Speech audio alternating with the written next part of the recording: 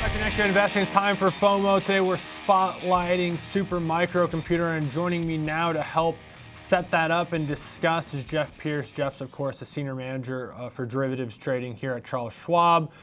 Jeff, this is a volatile stock. It's very, very difficult to kind of pinpoint what's going to happen, I would say. But clear catalyst this week with some of the news coming out of the Middle East. What did you make of it?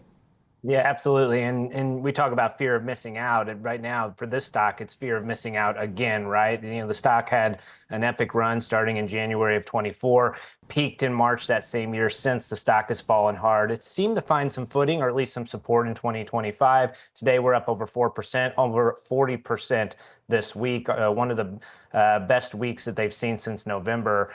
And then now we've got investors certainly wondering whether or not we could see a short squeeze. We know this stock has been heavily shorted. In terms of stories and some of the things that have really overshadowed some of the negativity this company has seen, we saw a partnership with Datavolt, which they're expected to help build hyperscale AI campuses throughout Saudi Arabia.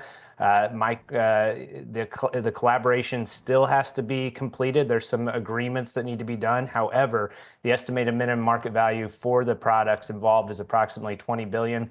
If we look at some other news, Supermicro announced Tuesday a shipment of high-density servers powered by AMD's EPYC 4005 series processors. So there's continuing to see more deals come through.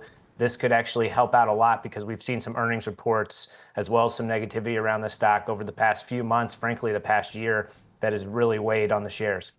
And a lot of that was due to some of the, uneasiness around the accounting and the switching of the auditors and the delaying of the filings. Are we out of the woods on that, or is it far enough now in the rearview mirror, even if it's getting worked out, that the market's looking past it?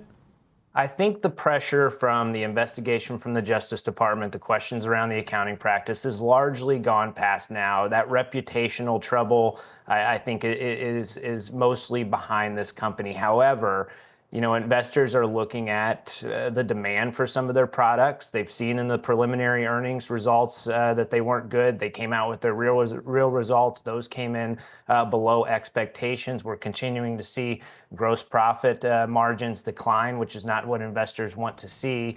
However, we're starting to see, the tariff relief that's certainly benefited China and the U.S. temporarily lowering those tariffs is good news for this company. The Datavolt deal, which was part of that visit that the president had in the Middle East, all of these things could certainly help this company, especially around the profit side.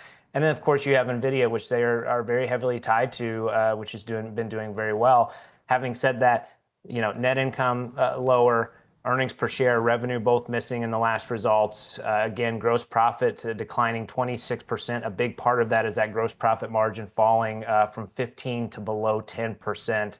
And then you've got the guidance where they came in below expectations on both full year and Q4. So there's a lot of things that investors are worried about, but there is some optimism out there for the company now.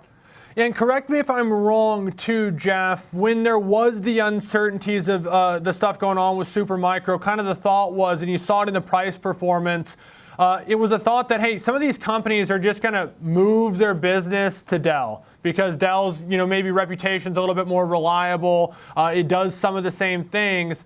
But I would say that this announcement of this deal with Datavolt, particularly given the other deals that were announced, AMD, NVIDIA, the president being there, to me, this would ease some of those concerns of whether or not Supermicro is going to continue to be a major player in this space. Do you think the same, or is there more to this that maybe the whole Dell stuff was overblown to begin with?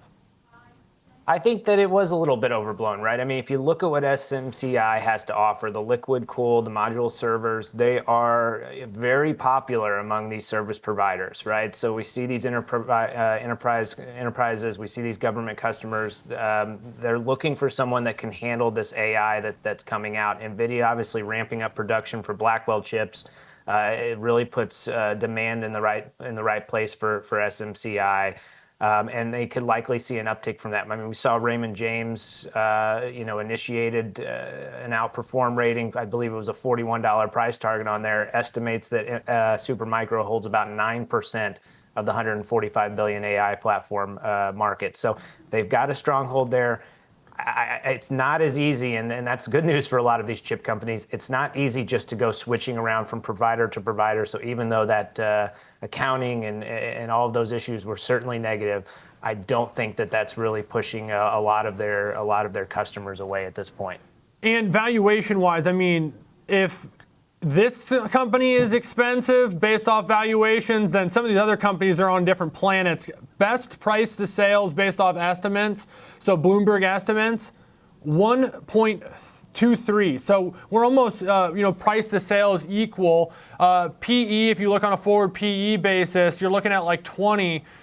These are just numbers that you don't see in the semiconductor and AI world. So maybe it's not growing the same way. Maybe there's questions on the accounting, and that could lead to that too. But it's certainly not expensive if you're to take some of those estimates at face value relative to the share price. Jeff Pierce, always appreciate your take and insights. Hope you have a great weekend, and thanks for taking the time on this Friday afternoon. Jeff, of course, a senior manager of derivatives trading for Charles Schwab.